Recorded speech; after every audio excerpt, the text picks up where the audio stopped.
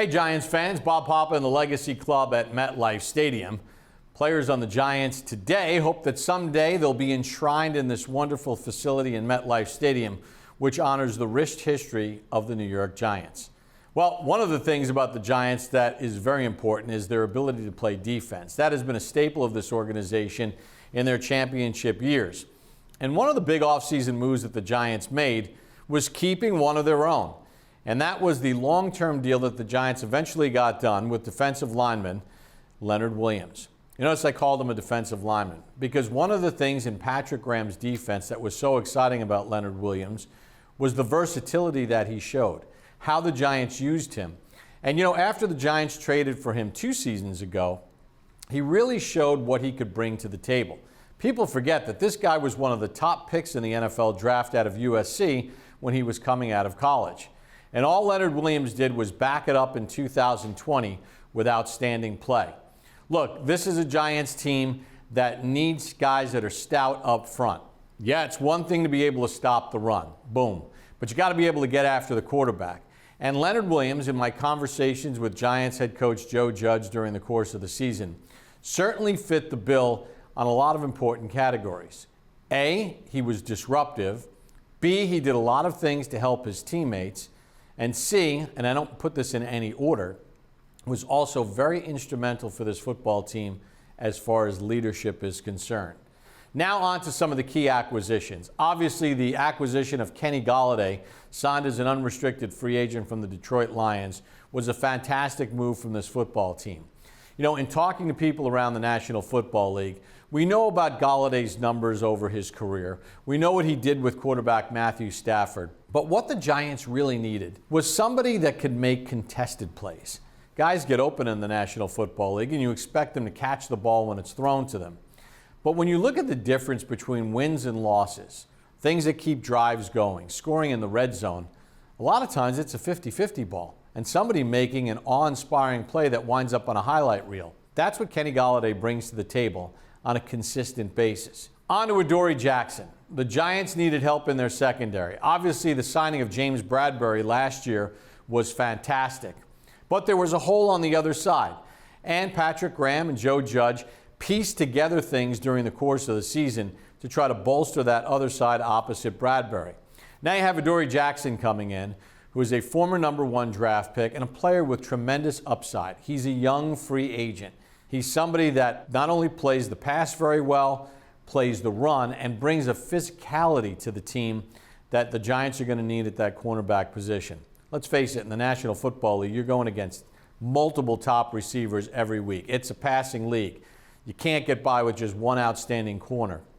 Adoree Jackson brings complete balance to the Giants in their secondary. Another key acquisition for the Giants, the acquisition of Kyle Rudolph.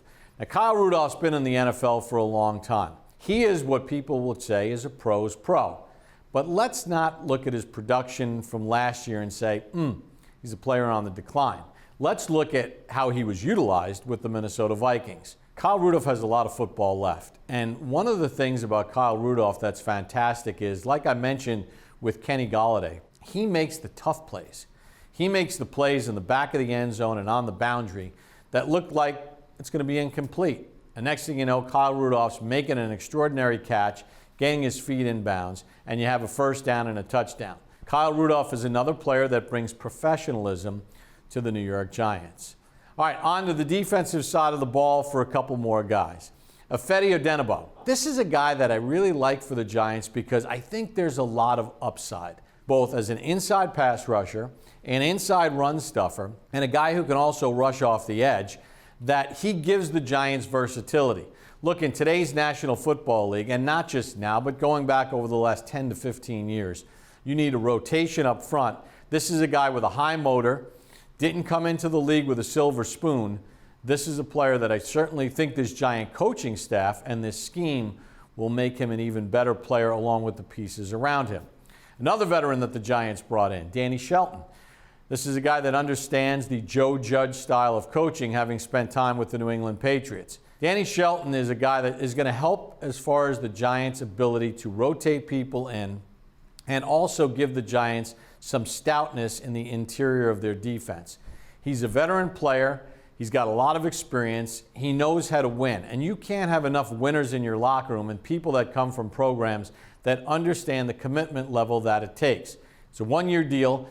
He's a guy that certainly is going to help the Giants in 2021.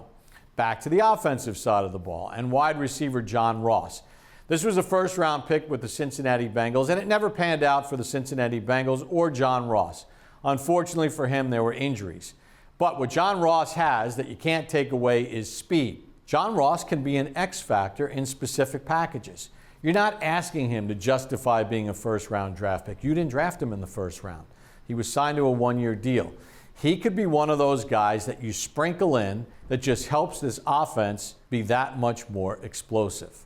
So that's a look at some of the key acquisitions for the New York Giants in this offseason.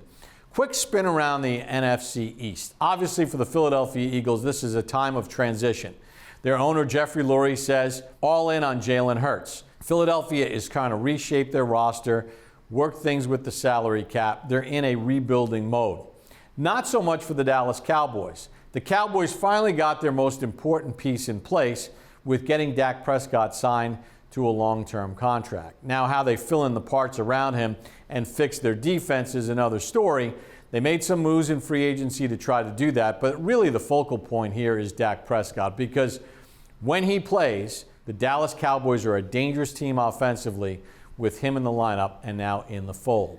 As for the Washington football team, they're going to be a team that you have to still reckon with. On the defensive side of the ball, they have drafted very well. It'll be year 2 of Ron Rivera.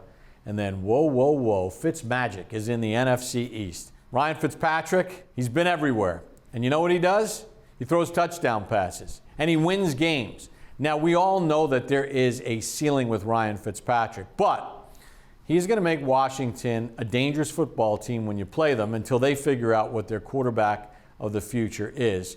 But with that defense, Fitzmagic can win games for Ron Rivera and Washington. That's a look at the NFC East and some of the free agent moves as well as key moves made by the New York Giants. I'm Bob Papa. Thank you for joining us.